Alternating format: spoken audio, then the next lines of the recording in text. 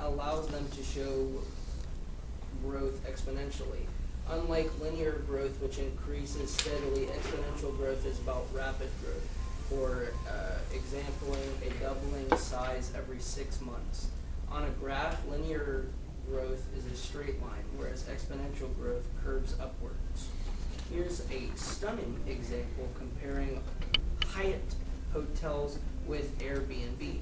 The hotel corporation Hyatt has 600 hotels worldwide across 10 brands. This means they have perhaps 15,000 rooms available globally.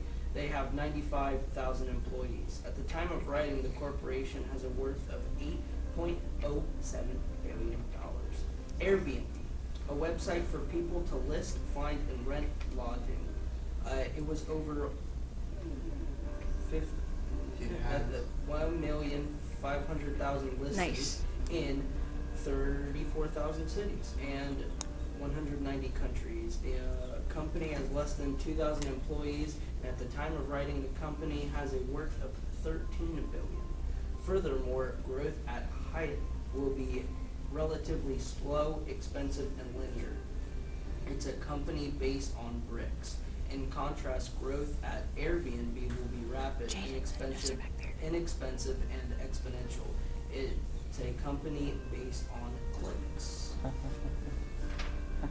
Clicks through the internet, bricks, the actual building. So you can see, though, the nice thing is, the good news is, it does look like, has anyone heard of the Hyatt hotels? Maybe that's a large hotel chain. They are very successful, right? They are worth $13 billion. It's very successful.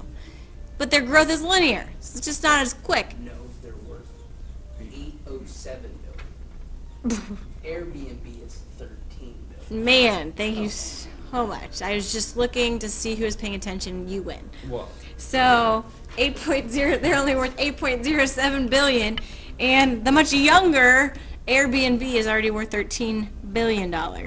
So exponential growth is the curve that represents that much more rapid growth. And you can see down here, Facebook is an example of that exponential growth.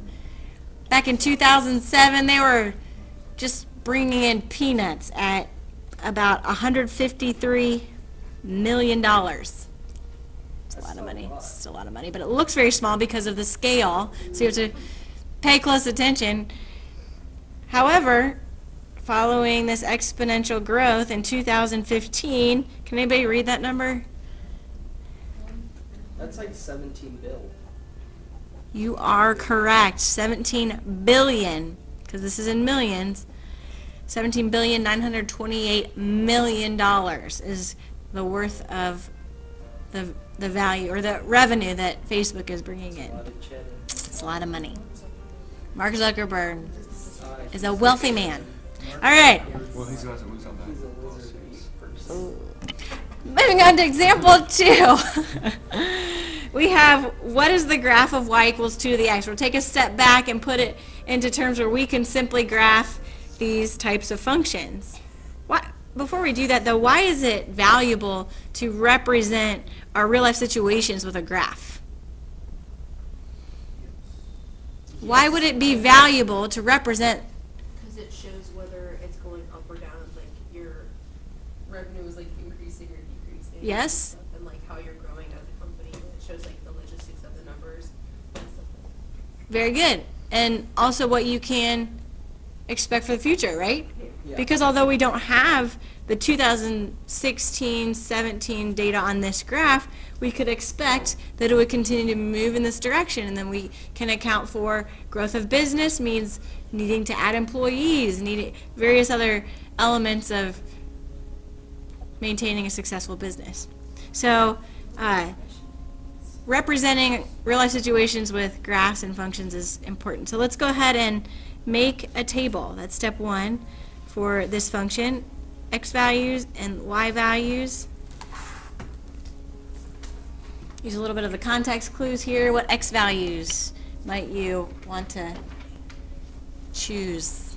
-3 to 3, since the graph has this. So we'll plug in -3 -2, -1, 0, 1, 2, and 3. I'm going to try and keep this as neat as possible. So we are simply plugging in values for x, calculating values for y, so that we can plot ordered pairs on the graph. So first we plug in -3, 2 to the -3rd. From your exponential or properties of exponents review yesterday. Hopefully when you see a negative exponent you think fraction. So that's going to be 1 over 2 cubed. 1 over, so 2 cubed, 2 times 2 times 2, that's 8, 1/8. And when you calculate that, 1/8, or when you translate that into a decimal, 0.125. So our first ordered pair would be -3. Let's round to the nearest tenth. 0.1. It's hard enough to estimate here. So let's imagine it's going up by 2s, so let's halfway would be a 1. And if we thought about this broken into 10 slices, it's very close to the x-axis there at -3. So you can estimate a point on the graph at -3. And then we plug in -2. So 2 to the -2nd, which is 1 over 2 squared, which is 1/4. 0.25. So at -2, we're going to round that to 0.3. So imagine this broken into tenth again. We're about 3 times as high, below halfway.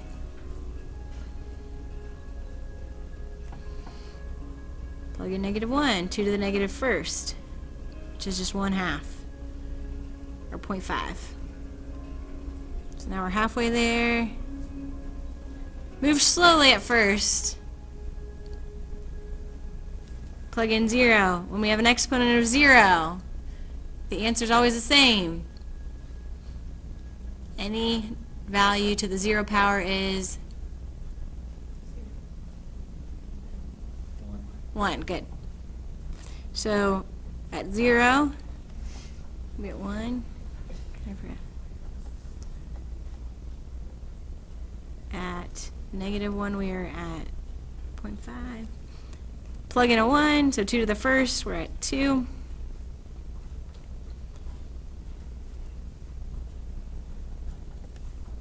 Starting to jump up there. 2 squared, we're at 4.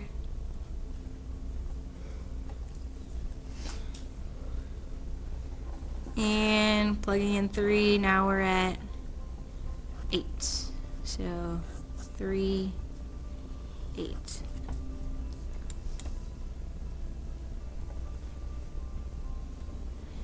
And you can connect the dots.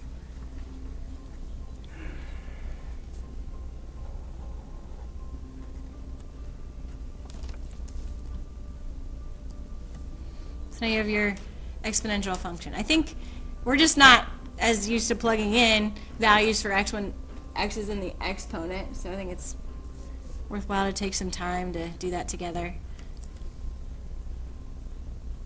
But it's also not like a brand new concept to plug in values for x and find the value for the y. So you can flip it over. I've already discussed there's 2 types of exponential behavior, growth and decay. So for exponential growth, as the value of x increases, the value of y increases. See, here's exponential growth function right here. This is like the key reference for you. So always a good idea to hold on to your notes. And this in particular would be the go-to spot when you're going, oh, which part is which and how does that work? For exponential decay, as the value of x increases, the value of y decreases. And then this funny word is asymptote. Everybody say asymptote. Asymptote. One more time with everybody ready. Everyone say asymptote. Asymptote. It's kind of a funny word. It's also kind of intimidating when you see weird words like this and you think, ooh, asymptote. You like don't want to answer a question that has that word in it. So that's why I had you say it out loud, because it makes it a little less intimidating.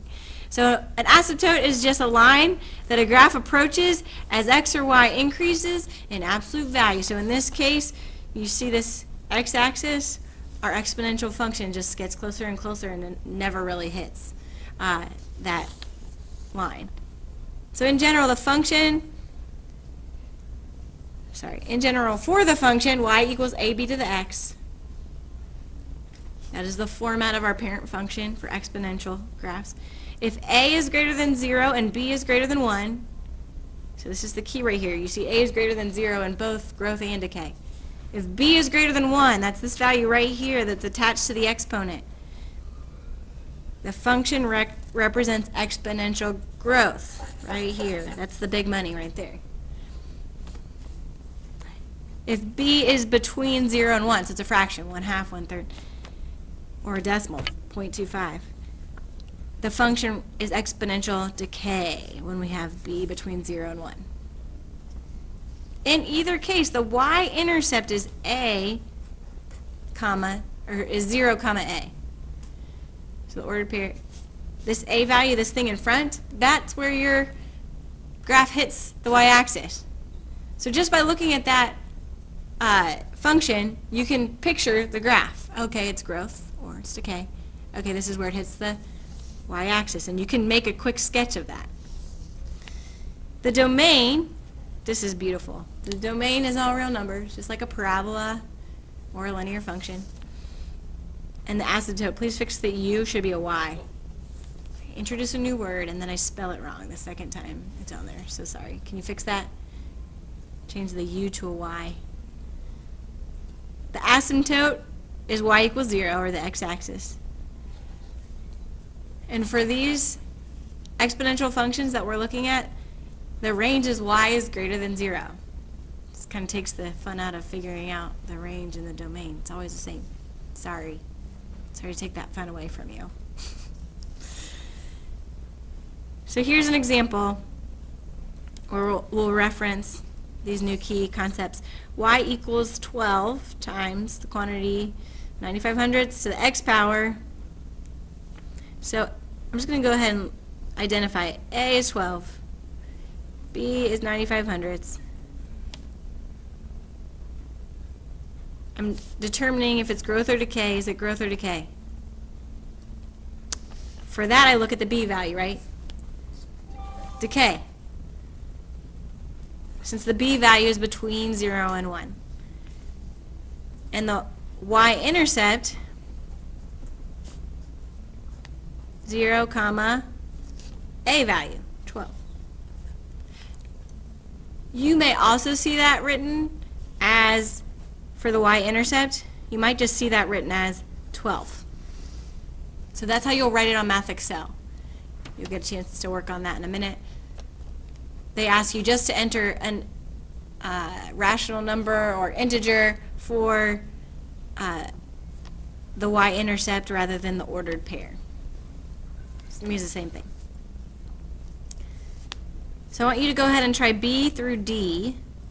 You can work independently or with a partner. Try and figure out growth or decay and y-intercepts.